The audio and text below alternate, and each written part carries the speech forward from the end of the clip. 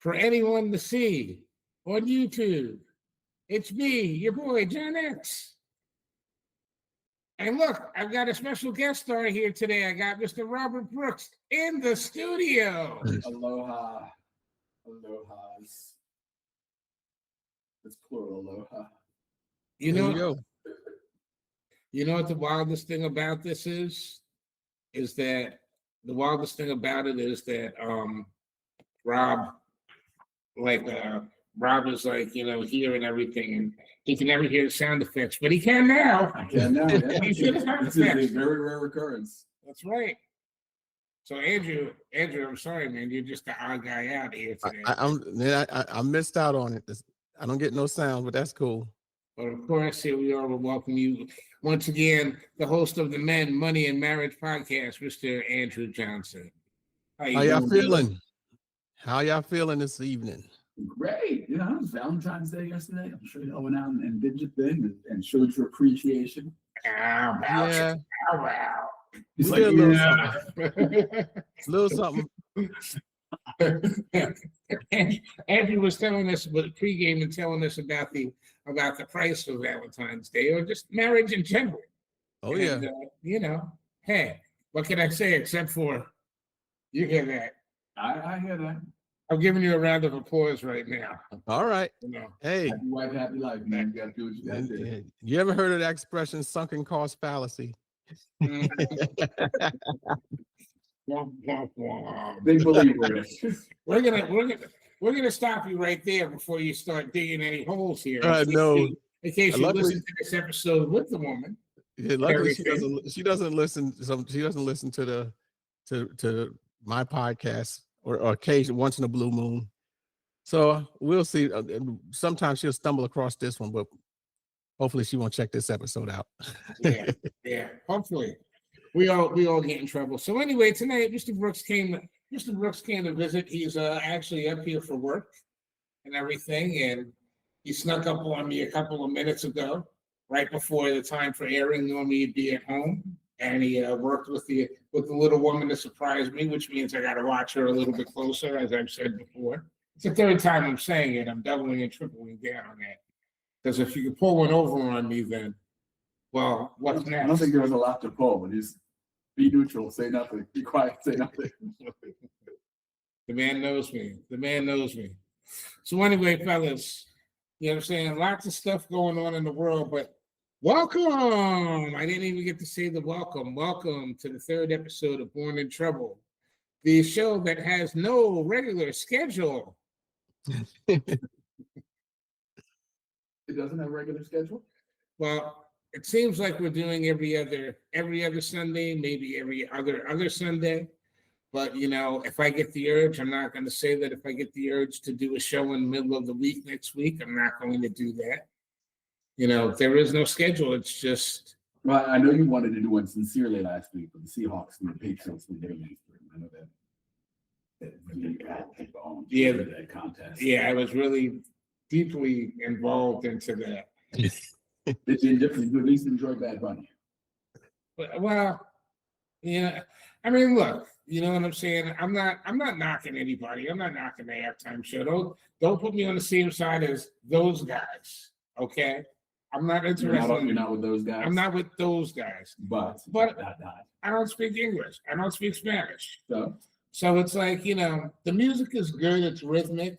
But it's just like many other Sweet 16 parties that we went to when we were kids. You don't know the music. And really, honestly speaking, I understand everybody says that Bad Bunny is such a great artist. And I can hear, his talent and some of his music.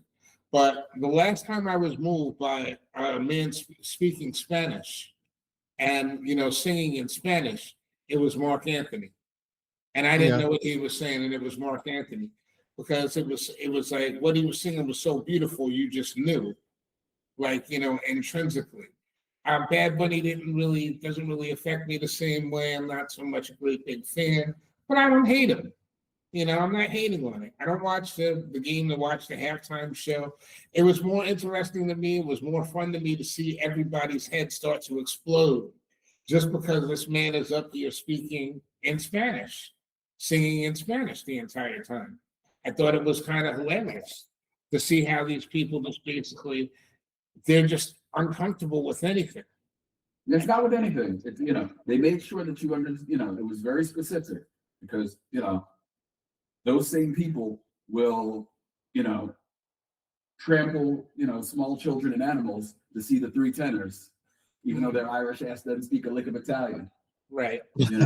or their British ass doesn't speak a lick of Italian. Like, everybody loves the three tenors. We'll go sit and listen to opera. Right. And nobody knows what they're saying. Right. But it's in Spanish now, so now we stupid. Yeah. Now we can't dig it. Yeah. And that's essentially what it was. I can't get past. And this is kind of like, it brings us into what I wanted to talk about this week, which is essentially, exactly. This guy segueing all the way from Pennsylvania. He's segueing from Pennsylvania to LA. But we've just succumbed to our worst natures here. It's like, we're a society that's like really essentially full of shit, and I'm just wondering, do we stand for anything at this point? Does this country really stand for anything at this point? I think the best point that was made, I was watching this guy online, a preacher online, and he was saying, there is no black church, there is no white church, there is no Spanish church, there is no rich church, there's only one God, there's only one Jesus, and everything is what he was saying. There's only one Jesus. If you believe in Jesus, if you just believe in God, there's only one God and everything. It's not rooting for one person or more than anyone else and anything.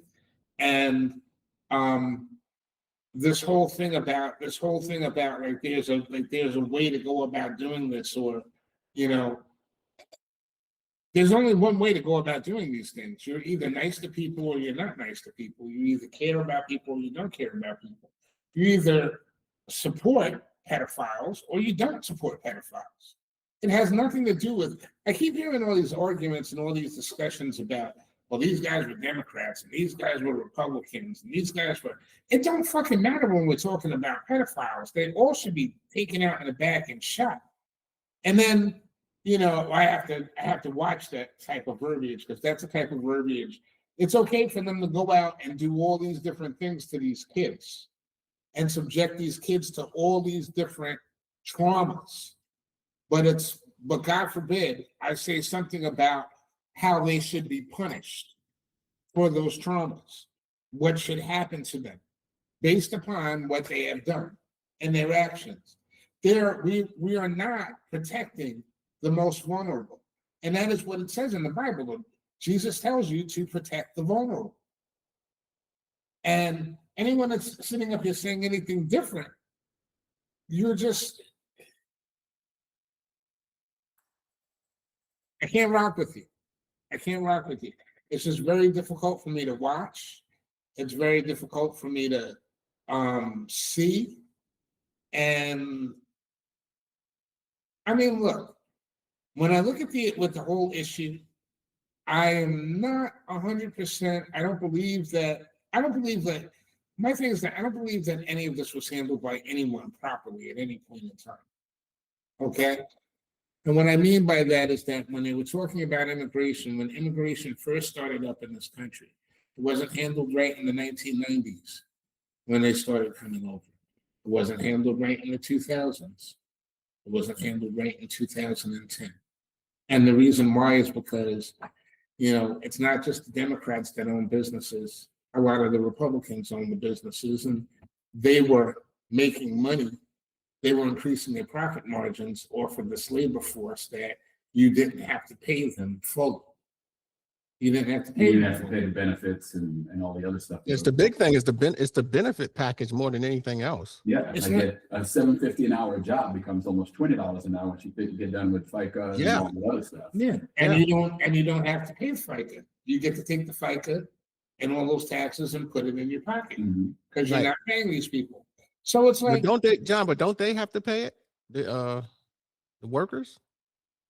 Look. Don't they have to pay the FICA? Well, look, I mean, it all depends on who's doing your accounting. Okay. I don't know how that works. And how legal you are. Like right. the people who are straight illegal, they're saying, hey, what's gonna keep me under the radar?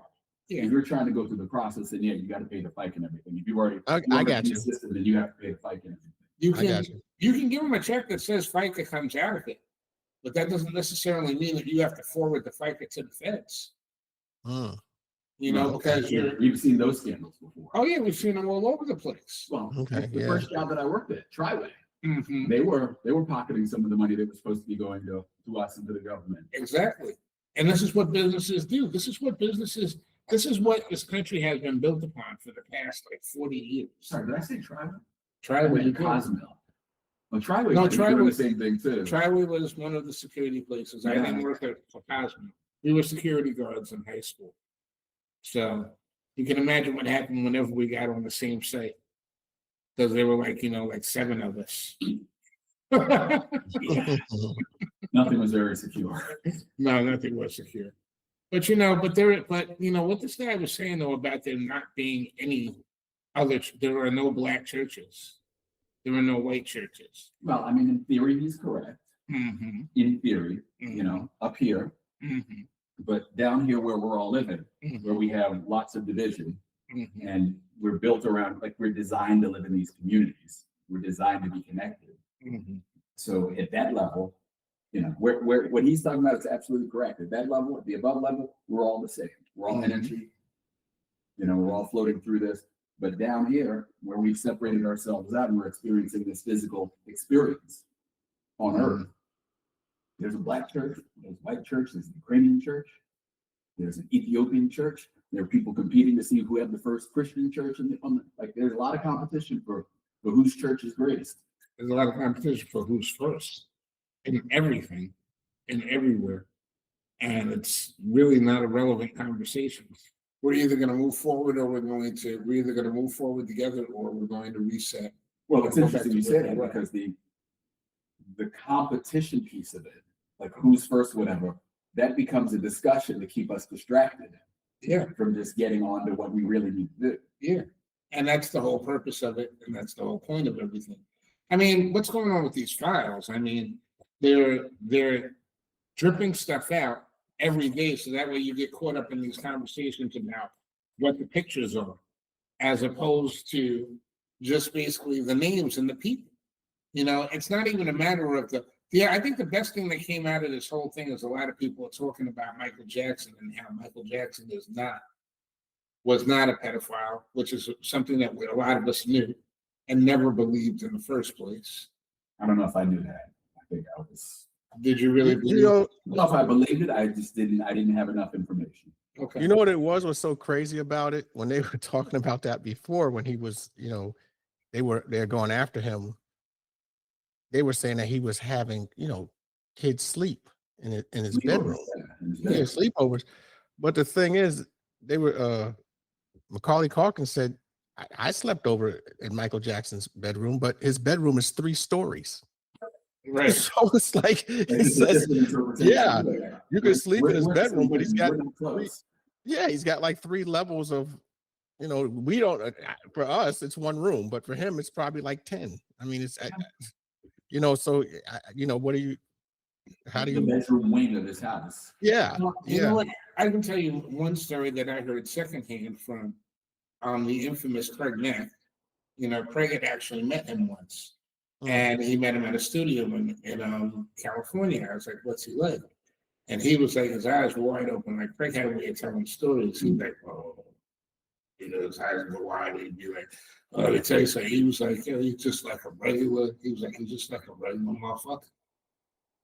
He was like, he's talking about women, getting women. He's like, where the bitches at? Like shit like that. And I've heard these stories. Michael Jackson. Now I've actually heard these. No, but I've heard these stories now that they come back and they say that he was like, he used to basically be like fishies to get all these little fishies. Talking about the women.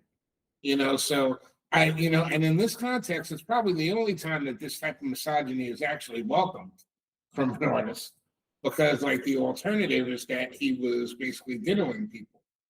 And they weren't that. Yeah, you don't want that. And people are actually saying they're reopening this and saying that what Michael was doing was actually trying to save these kids from going over to Epstein's island. And, Well, that is, John the whole attack on him initially, wasn't that really over how much catalog he owned? yes, Because not just the Beatles catalog, because from what happened, from what I gather, from the information I heard, was that when he sold half the Beatles catalog to Sony, they in turn gave him half of their catalog. yeah, it was So about, he owned all these artists' music, and the record companies didn't like it because he had more power essentially than they did. it was about him being a savvy businessman. Yeah. That's really what it came down to. He found that Paul McCartney told him that about publishing. Paul McCartney is the one who put him on to publishing. Yeah, Yes. how it actually worked. And Michael Jackson took that information and ran with it. And he didn't just buy the Beatles stuff, he bought everybody's stuff. And the fact that it was at a premium at that point in time, people weren't buying catalogs like that. No. So he basically opened up the market and bought low. And from buying low, he had so much money. They said they gave him half of Sony, but the truth of the matter is he could have held out. They couldn't have paid him enough money. He could have basically taken over the entire company, and they knew that. And that was why they were so pissed at him, because he put them behind it. He backed them up into a corner, and they didn't even realize that they were in the middle of a fight. I love the fact that he, when he obtained all those rights, he saw that he had Little Richard's rights in there. So they called Little Richard and gave him back his rights. Yeah. Yeah. That's cool. That's what you do. That's looking out. Yeah. Yeah.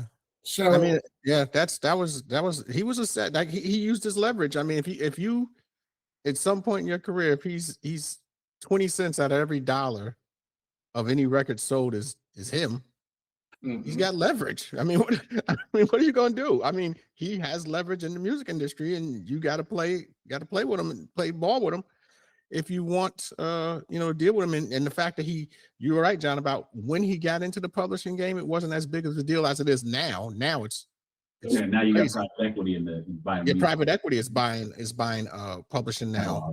That's what's part of the issue, I think, with Hall and Oates right now, the legality of their publishing, their catalog. But yeah, it's for what he did. I think this whole scandal with him and children came about because they were trying to get that. They want that catalog back. Yeah, they wanted their catalog back. They wanted They wanted the power. He had snuck in there, and he had taken over their catalog, and that wasn't something that was accepted. That's what all this stuff is all about. It's all about power. It's all about being able to control other people's lives and their destinies. And it's not, something that, I mean, I just wonder. I look at it now, and I'm like, first of all, Black people, we're absolved from this shit. You look at this Epstein Island shit.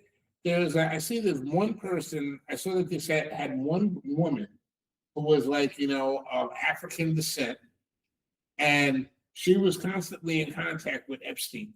Trying to bring girls to him, and there was one time where she bought a girl that was 25 years old to him, beautiful woman, and he said no. Nobody wants her. She's too old and everything. So then she was consistently, so that's one of his feeders. And they made sure that we understand that she was one of his feeders. That's like one person. But Epstein was like, reportedly telling people he didn't want any Black people there. He didn't want any white women there. He didn't want any Black women there. He didn't want any ethnics there. He thought it would ruin the fucking vibe. So the entire thing is all white on white crime. It's a great big white on white crime. And nobody wants to really get into that aspect of it. And they don't want to get into the other aspects of it too, because to be honest, the guy he's a Messiah. Well, that's probably true. It's very likely true, because you can't just keep getting away with it and operating at that level with unlimited resources that you have. Somebody's got to be staking that. It's like you look at Maxwell, the father was supposedly an agent. Mm-hmm. Okay. So now Ghislaine is working with Epstein and everything. So now we've got a legacy piece here. and they were all working together. And now all of this stuff has come out. And the weird part about this all is that all this stuff, information is out, but it's scary to talk about. Because talking about it alone will get a target on your back. But it's out there for everyone to see. So it's like, you know, the girl walking across the street with no clothes on and everything, and you got to keep your head down and don't look. Because though she looked good, you shouldn't be looking at that. You know what's wrong. I just wonder, like, you know, what's going on with all these people who supposedly have backbones, and we are not, Black people are not really we're not in any of this. And everything is basically them trying to pull Black people into any of this and everything. We're not involved in the Epstein Island stuff. He didn't like us, didn't want us there and everything. The only time you see a Black person over there is like, you know, look, you got Jay-Z on the island and everything. Okay, Jay-Z is representing the music business in New York and like all that stuff in New York. You know, that's not even that to me doesn't really say anything. If you're going to really talk about the music business and all these people that do X, Y, and Z, that doesn't say anything to me. He could have been there for a freak off, or he could have been there for business meetings. You know, it doesn't really compute, you know, compared to all of these other huge things and people that are here. And the real stars are the people that are in minerals, oil, water, government. You know, every country in this world is sitting up there knocking these people out. Denmark, you know, taking away the protections for their former prime minister. You know, you've got people in India that are getting rid of all this. Every time that someone comes up from one of these countries that worked in the politics, that comes up in this file, they are dragging them through the mud. Not here. United States of America, no. No. But we've been wildly inconsistent since 1776. Why start doing things the right way now? Mm-hmm. Why start acting like some humans matter now? Mm-hmm. You know, and that's the whole thing. If you are, you know, Dr. King used to always say that he was worried that we were integrating into a burning house. Right. Oh. Morally, Yeah. the United States has never had a leg to stand on. And as we get older and more mature, and as our bad deeds sort of become more known, like this is our karma. Like, this is what we've been doing forever. Like, But you know what? You know, forever. And you know what's so interesting about it? When you were talking about the pertaining to immigration, it ties into all of this stuff we're talking about now. But when we look back in history and we see what manifest destiny was, that basically made the United States twice the size as it was prior to manifest destiny. We basically just took Mexico. You know, what was Mexico? We just basically took it because we said we wanted it. And we had a bigger military. I guess we can get away with it. And to me, all of these people who are coming back to the United States, quote unquote, illegally, they're just coming back to the land they originally came from. Is the way I see it. I mean, it was once theirs. And we said, it's ours now. And they're just coming back. That's where they lived at before. Their ancestors. I think the conspiracy about the history of this country, who it belonged to, what it was, I think that's a little bit deeper than what we've been told about, you know, Indians on the plains and things of that nature as being the only story.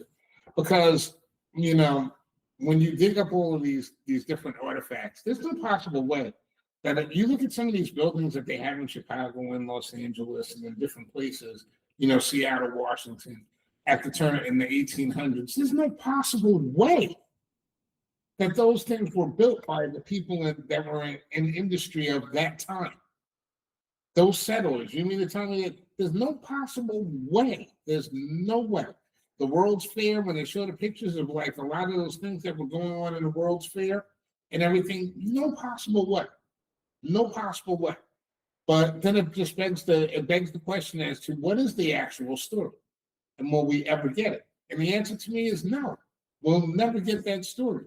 You know, you look at the Grand Canyon, you know, there's so many places in the Grand Canyon that are simply off limits. But if you look at that place, if you look at all the things that it looks like cities that were burnt down, you know, cave dwellings that were actually closed up. This isn't new stuff. Other people come carry this stuff and cover this stuff on their podcast in much better detail and much better understanding of than what I'm saying right now. But it does happen. It has happened. So we don't know what the story of this country is, if we're being honest about it.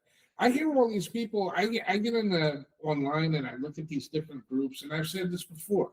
You know, I look at the Indian group, you know, Native American groups, and like some of the Black people, and they have these different arguments and this different stuff. And I hear where some of these people are coming from, and I understand that, you know, if you are less evolved of an individual, because that's really the only way I can really describe it, honestly, you have to identify with something. You need to identify with something, or else you don't feel like you exist. And I think that's what a lot of these arguments are. It's basically people saying that, you know, I am Native American. This is my country and everything. And you're trying to take that away from me. Nobody can take that away from you if that's where your people actually came from. But you have to be open to the idea and the concepts that there were other people that were here as well. And those people that were here as well, you know, a lot of those people, you can't trust that this government wants these people to know their history. It's like Why would they want them to know their history? Exactly. They're not even helping you. And then I look at those people that like really hold on to their identity as Native Americans. And a lot of them, they didn't even drop the Native American, they just say Indians, because like, you know, white people say that it's okay to call them Indians, so they think it's okay to call themselves Indians and everything. And that's part of the problem, because you're basically ceding your culture to another man's culture and opinion. Is that the same as us dropping the N-word on each other? Fuck yeah. And I hate it. Listen, I hate it. You know, I still hate it to this very day. I don't understand how, like, you know, these people, they get up on these comments and they just say, well, that why first time will be that young NY. NI is like, you know, and I'm just like, please, like, you know, spare me. Don't call me. You know, I had a chick that came in and addressed me and everything. She came in like hot, all wrong.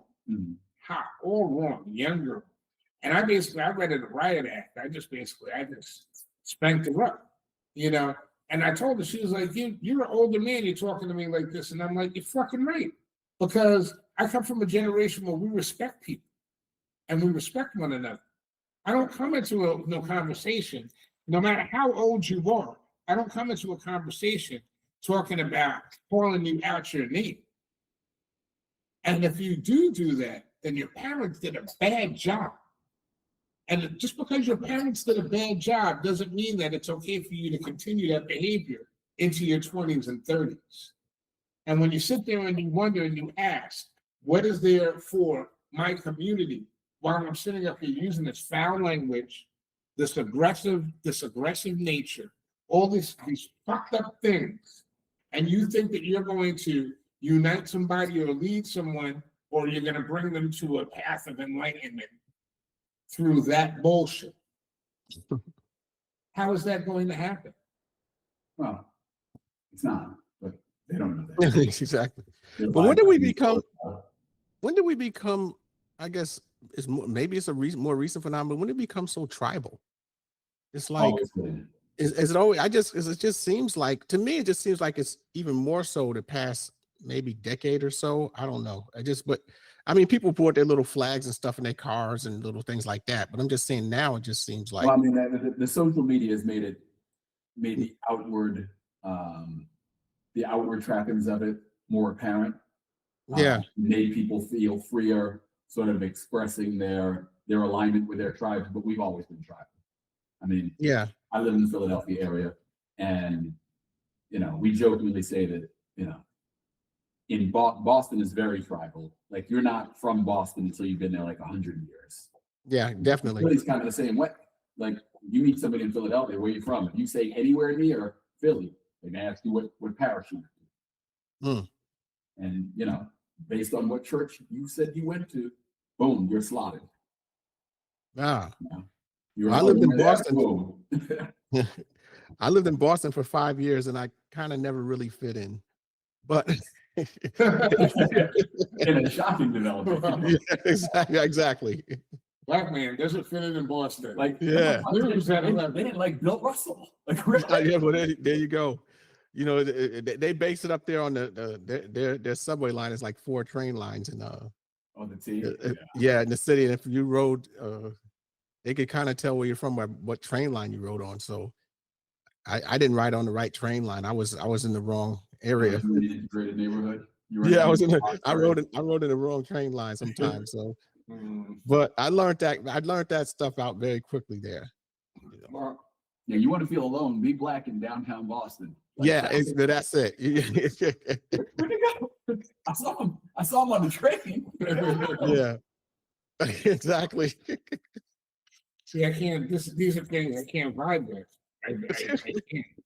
Like, listen. I mean, I understand how the world is, and I have to accept that how the world is, and everything. But at the same time, I really don't want to.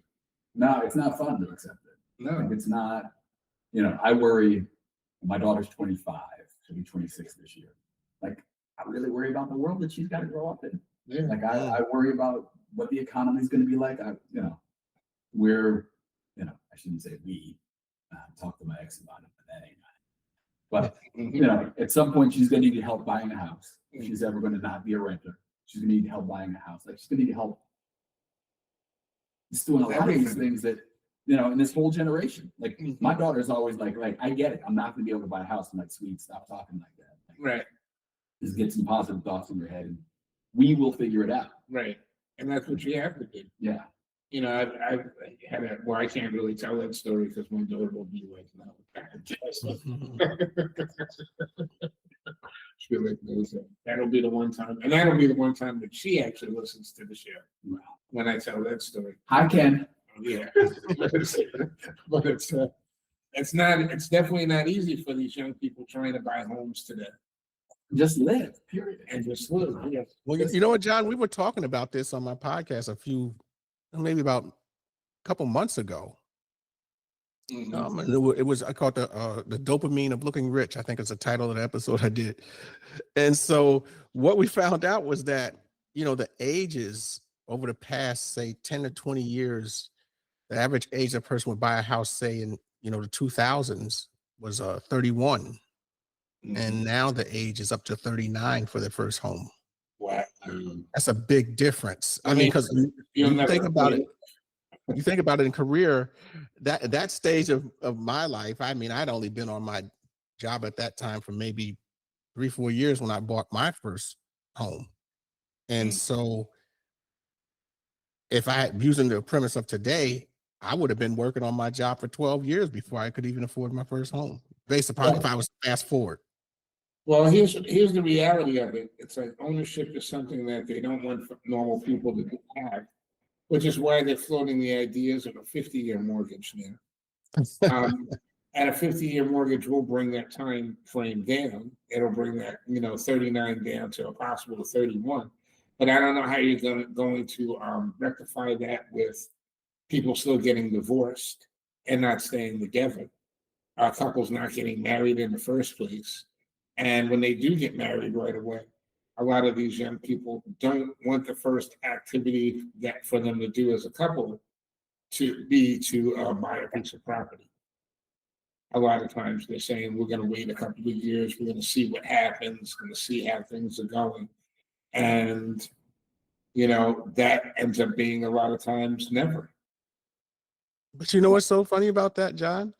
Mm-hmm. As crazy as it sounds, a 50-year mortgage, that'll keep more people together, because when they go file for paperwork for divorce, there's going to be no equity in the home. They're going to be losing money. And so they might as well just stay together.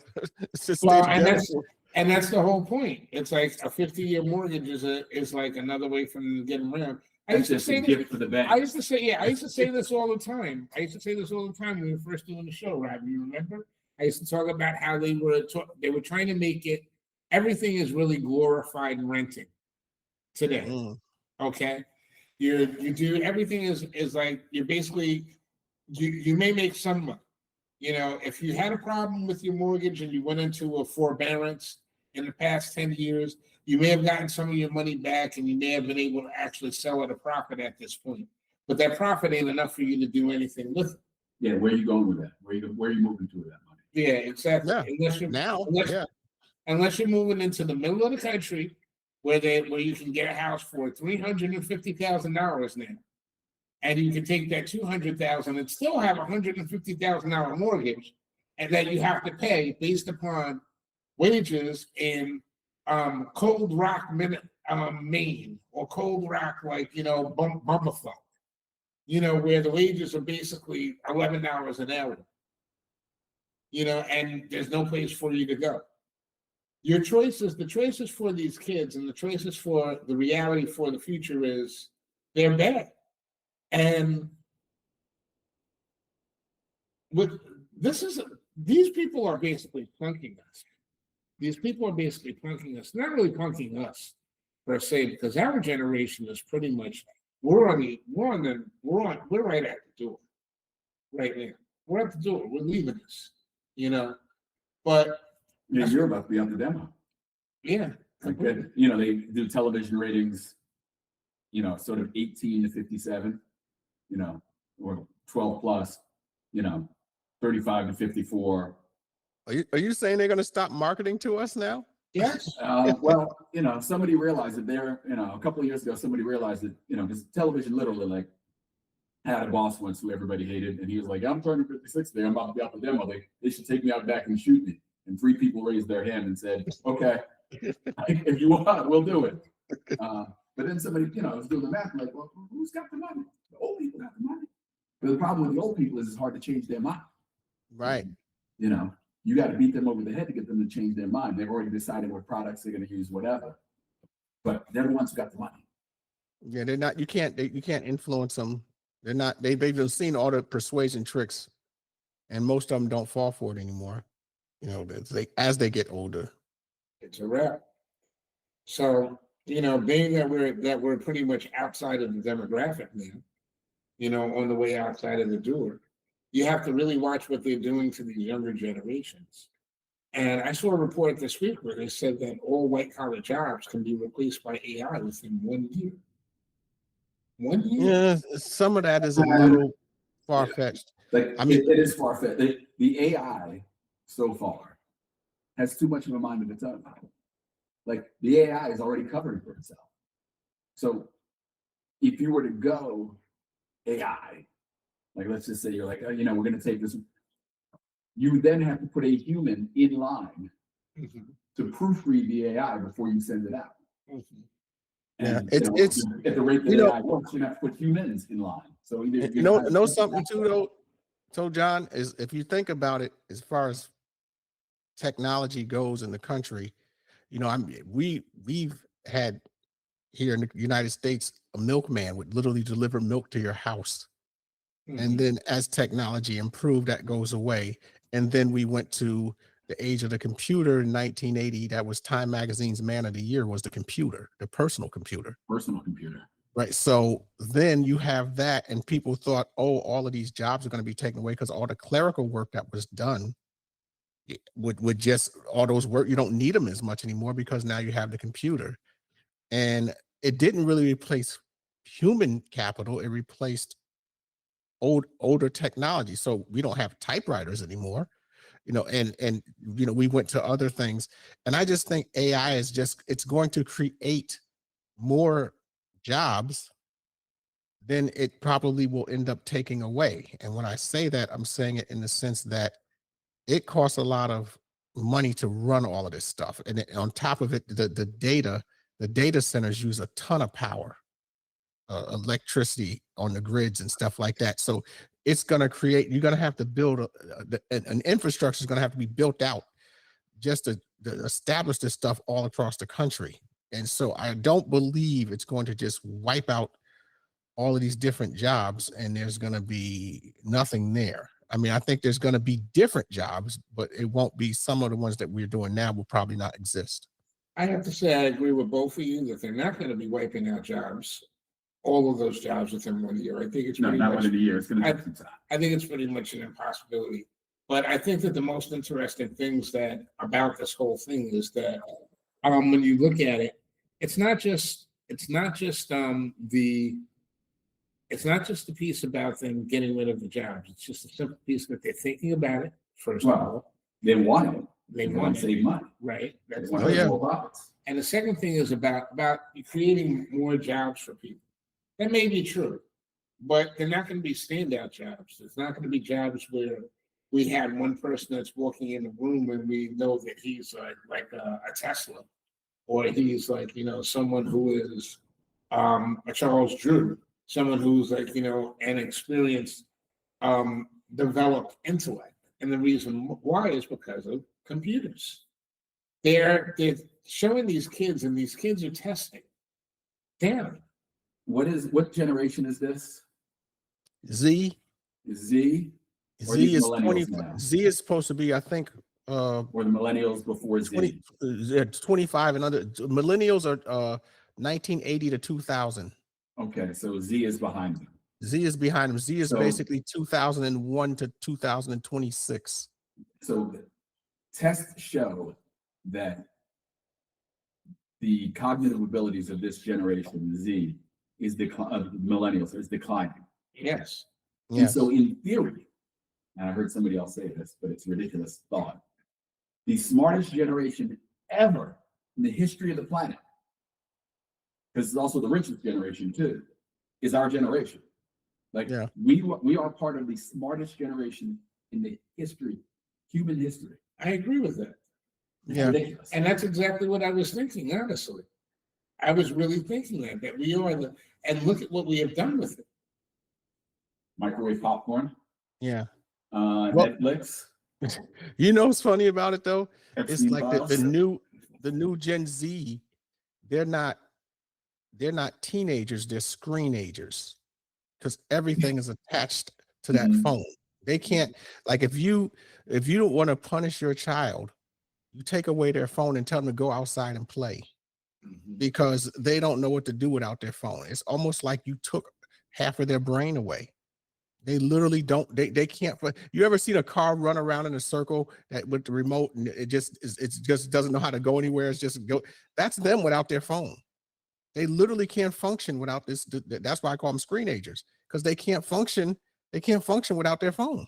Now, I can tell you, like, being involved with someone who's into early childhood development, not everybody is teaching their kids and bringing their kids up with those phones. Those phones there are completely divergent pathways to educating kids nowadays.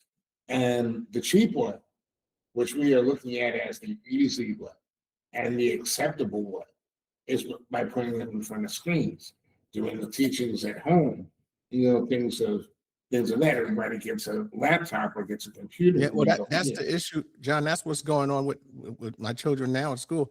Everything is done on a Chromebook. Mhm. The tests they're taking, everything. So that's why I call them screenagers, is because everything that they're doing is based upon some type of a screen, whether it's their phone or a Chromebook or MacBook. Everything is done on a screen now. And what it's doing is it's limiting their intelligence. Well, it's limiting their creativity. Yes, Like- yes. Like we see the same thing Creativity. in sports. It's more than just the creativity. But the creativity, when I say creativity, I mean the ability to sit and think outside the box. Like as we relate it to sports, these kids just do drills now. They're all professionally coached. Mhm. And so, they know Inside out drill. Yeah, they know, okay, you see this, you do this. Mhm. But when they see something they've never seen before, they don't know what to do. Right. They're not getting beat up. They're not going to Timberline 3 days a week Mhm. and getting Miguel Vega to throw their shot and Right. figure out, okay, there's a 6'10" guy by the rim. How do I get around him? Right. They just start walking further back. Right. The critical thinking is a gone. jump shot. The critical thinking is gone. There's no critical thinking. Yeah, that piece That's where you gone. figure it out. Where you Yeah. there's It's like spaces. if you're in a boxing match and your opponent is hitting you with some good stuff and you just defending yourself and barely hanging on, you look at your corner is just going to shrug his shoulders and say, you got to figure it out. Well, with this new generation, when they look at their corner and the corner man shrugs at them, they're going to take a L because they're not going to figure it out. And that's what the issue is. And that's a big issue. And there's no possible way that these people can sit here and talk about attempting to change anything without critical thinking, without the ability to change things on the fly. It seems to me like everything is contrived and everything that's being, even the way that all this information is being thrown out here and thrown at us, it's basically coming out to us in a way that is, they've already predicted and they know what the outcome is going to be. They know what the response is going to be. They know what the anger response is going to be, or the lack of anger response is going to be. And they throw other things at you so that way they try to remind you of your tribe. You know, the tribalism part of it, that aspect of it, which is completely and totally bad. And tribalism is the biggest issue. You know, it's a big issue within the Black community, especially. And that's why we're going to leave off that, because it's something that's unrelated and something that's not in the area where I live at all, which is like, you know, Los Angeles with gangs. And I was reading something about these people, and they were saying that, you know, as a Black person in Los Angeles, you're the only person that can't walk down the street and not be harassed. Latino kids can walk in their neighborhoods and they can hang around and they can be from different sets and whatever, and they can basically walk and they can live in their neighborhoods. But Black kids cannot do the same thing walking in their neighborhoods. And that's something that we really need to work out before we do anything else. For any young person who wants me to think about aligning with them or getting their mindset with them, they need to fix that. Because we can't hate on each other. And I can tell you one thing, when I was a younger man, and when I was walking these streets, one thing that I always said, and Rob, I always told you this too, you know, we walked in bad neighborhoods. Were we ever worried or scared? Because we're not supposed to be scared walking in our own neighborhoods, no matter whether we live there or not, as Black people.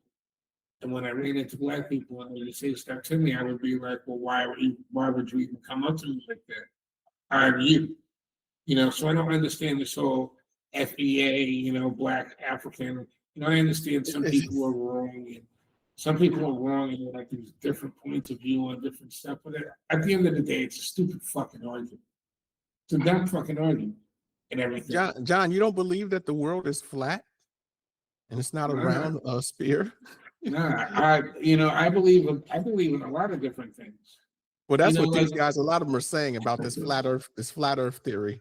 One thing about that preacher that I said, that white preacher that was talking about there's no Black churches, no white churches, no white Jesus, Black Jesus. He said, I've seen Jesus. I've talked to Jesus. You're not telling me nothing and everything. When he said that, I was like, yeah, you know, y'all motherfuckers don't even understand. Y'all don't even comprehend. You know, there is no fucking difference in everything. We just watching you. We're just watching you. That's it. Just to see how you respond. It don't matter. You don't have to change shit. You know, honestly speaking, if you're a white person and you feel like, you know, this is the right way to go and this is you know, what you're gonna back and you're down with this and everything, and you're not worrying about like, you know, for a man touching your granddaughter because your granddaughter lives over here, so it's not a concern for you or whatever and everything, that's fine. You know what I'm saying? We just watching you. That's it. You know, no angel, no person of God and everything is really concerned so much with your soul. Y'all got to work that shit out yourself. And that's what y'all are all going to have to do. You're going to have to work it out yourself. We can't hate on each other. You know, we can't hate on each other. We can't and everything.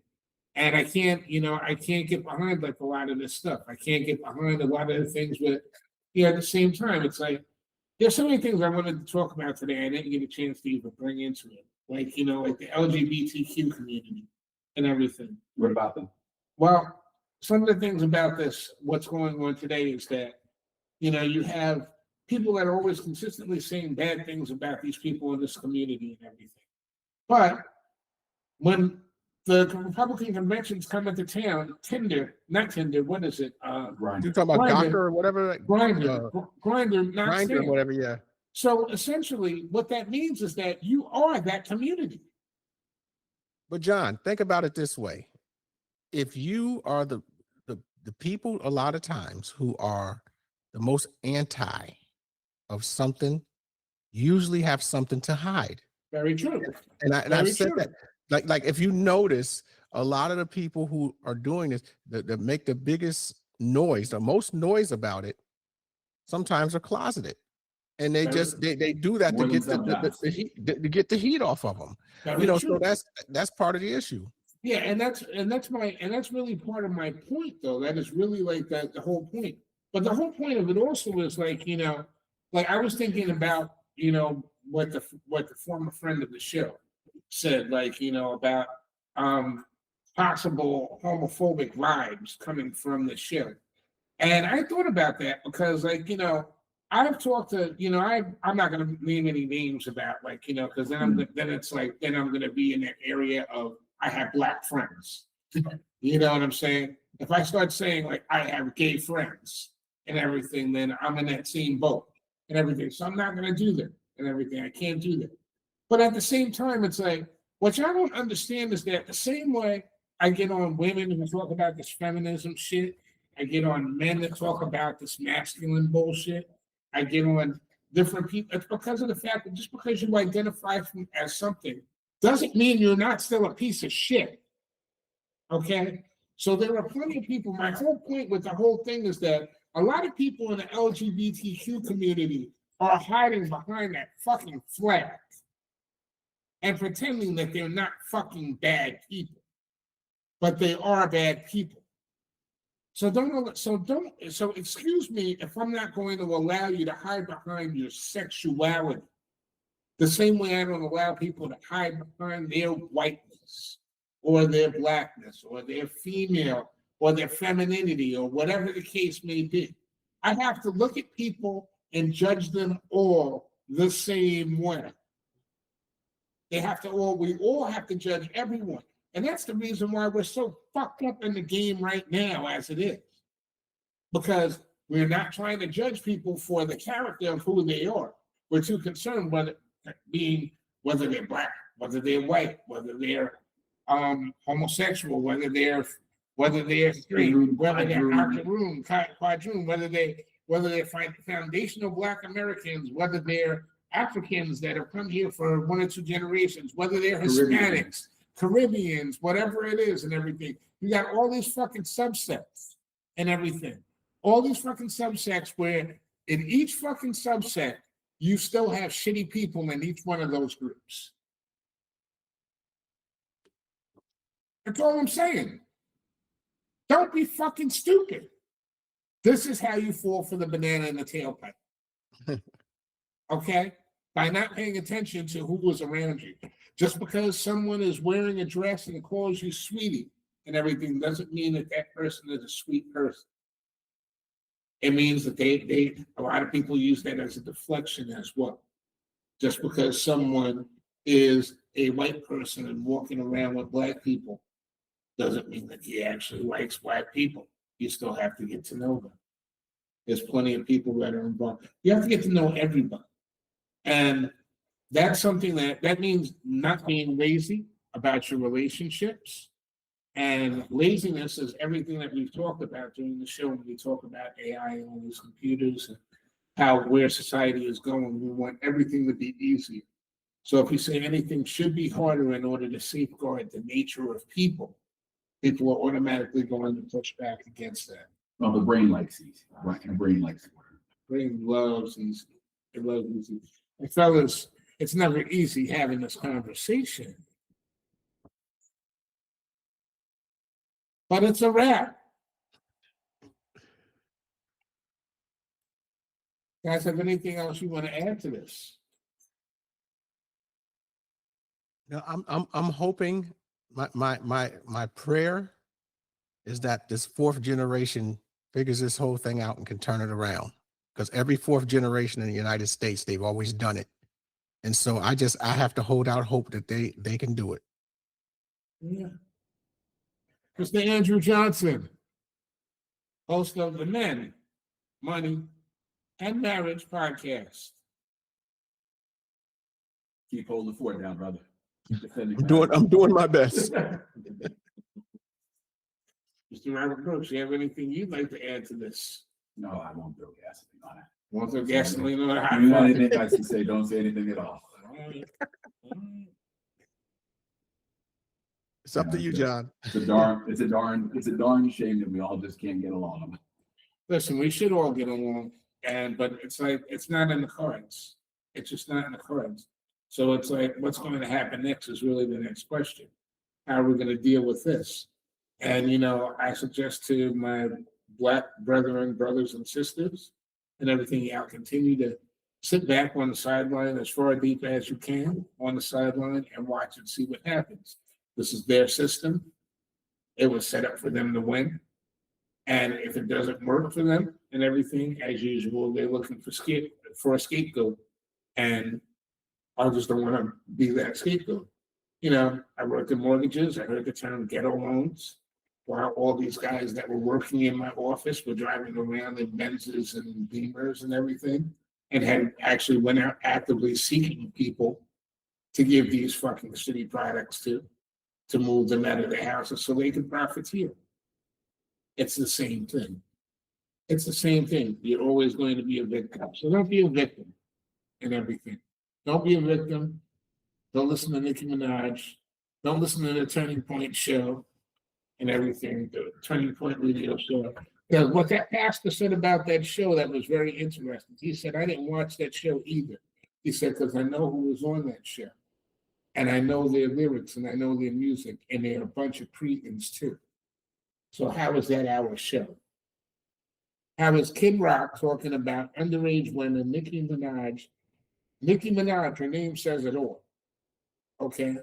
And anyone else that was on that show and everything, I didn't pay attention to it, but it doesn't represent them either. It represents a different evil. It's the same thing that's represented by Iraq. When Iraq, you're in a fucked up world. When Iraq burns a statue of Baal, and another country looks at that and says that it's a declaration of war. How is that a declaration of war? Unless you actually worship.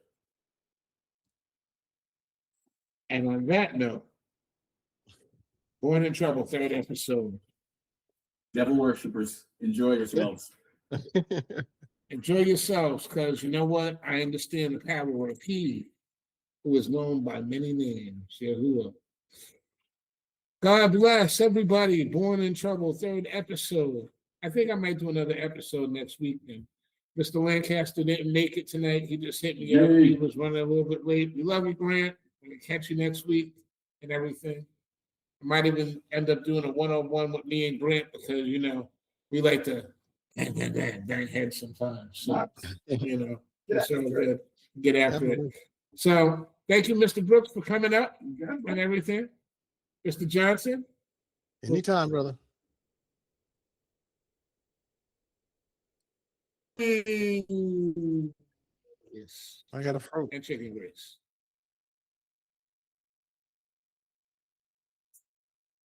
All right. Hit it right on the number.